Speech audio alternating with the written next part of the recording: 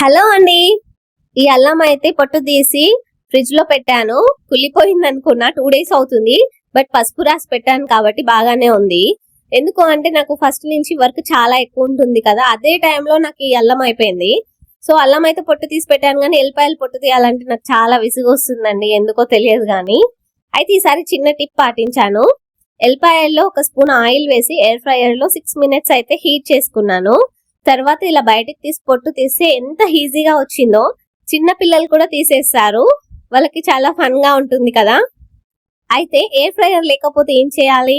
ఏముంది, స్టవ్ మీద కడాయి పెట్టుకొని ఒక 5 to 10 minutes లో ఫ్లేమ్ లో హీట్ చేసుకోవాలి ఎల్లిపాయల్ని. తర్వాత పొట్టు తీసుకుంటే అంతే అండి. ఈ చిన్న చిట్కా పాటిస్తే ఎన్ని కేజీలైనా తీసేయచ్చు ఇరిటేషన్ లేకుండా. నేనైతే చిన్నప్పుడు మా అమ్మ తీస్తుంటే తీసేదాన్ని పొట్టు. నా గోర్లలోంచి బ్లడ్ వచ్చేది, ఎందుకో తెలియదు. అంటే అప్పుడు తీయడం తెలియదు కదా, అంతే కావచ్చు.